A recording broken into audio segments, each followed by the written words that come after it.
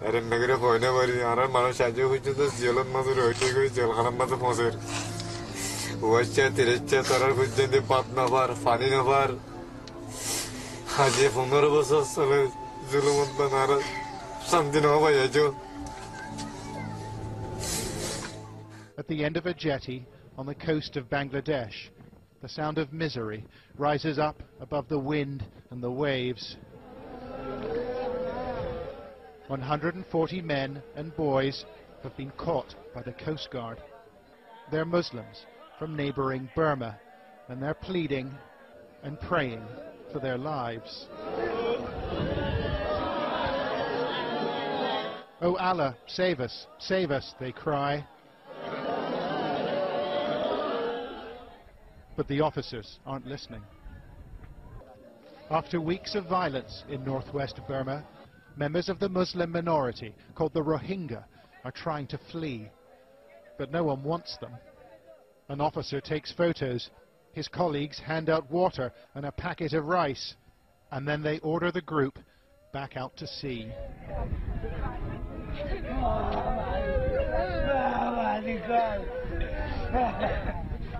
Their boats are leaking and they're badly overloaded, but it's not the voyage these men fear most. It's returning to Burma. "They'll kill me," says this man. An officer from the Coast Guard replies, "Allah will save you. Now go back." In Burma's Rakhine state, the fires have been burning for weeks. Homes have been razed and lives taken by hate-filled mobs. Ethnic Buddhists and the minority Muslims blame each other for the violence, but the facts are hard to come by. International NGOs have pulled their staff out, too dangerous, they say, while Burma's government won't let independent observers in. Right now, the situation we're looking at right now on the ground is it's very, very difficult to get an accurate picture of what's actually going on.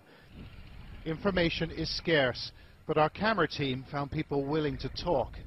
Rohingya refugees who'd made the crossing to Bangladesh, avoiding army patrols and the Coast Guard too. Some are hiding in farmers' shacks, and others have been taken in by sympathetic locals. Our team spoke to one traumatized family not far from the coast. They told us they had suffered greatly in Burma.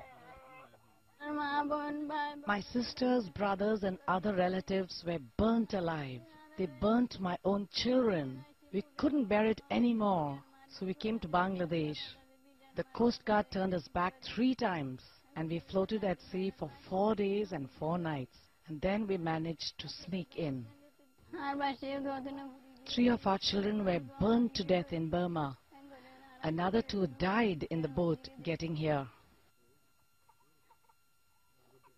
Like other Rohingya refugees, members of this family told us that policemen and members of the military in Burma took sides, participating in attacks on Muslims.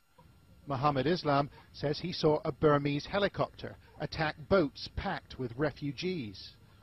There were 3 boats together when we set off, and another 3 followed us. The 3 boats that lagged behind were attacked by a helicopter and caught fire. He thinks almost 50 people were killed, although Burma has denied the allegation. The helicopter was circling in the sky. We saw something reddish fall on the boats, and instantly they exploded into flames. 300,000 Rohingya already live in Bangladesh, many in this desperately overcrowded refugee camp. And the government here says it won't take any more. The Rohingya are Burma's problem. But some have made it through, like these famished refugees eating rice on the floor of our team's hotel room. Everyone wants to take shelter in Bangladesh, but they can't get in. The police are everywhere. Mr. Shakur painted a distressing picture of his hometown, of residents and neighbours consumed by hate and bloodlust. They slashed our children. They put a sharp sword on the ground. They held infants above the sword and let the infants fall on it. They killed the babies that way. Did you see this happen? We asked him. Yes, I did. I saw it with my own eyes. They are shocking allegations, but is anyone prepared to listen? Burma's opposition leader, Aung San Suu Kyi, was feted in Europe for her stand against the country's military leaders, but she chose not to speak up for the Rohingya last week. She said she didn't know whether they were Burmese. We don't know what happened to the men and the boys we filmed on the jetty in the Bangladeshi town of Teknaf. A local contact said 5 of the boats pushed back into the sea had disappeared by the next morning. But like much of the testimony we've heard, we've been unable to verify it. It's a catastrophe for a little-known group of people that nobody seems to want.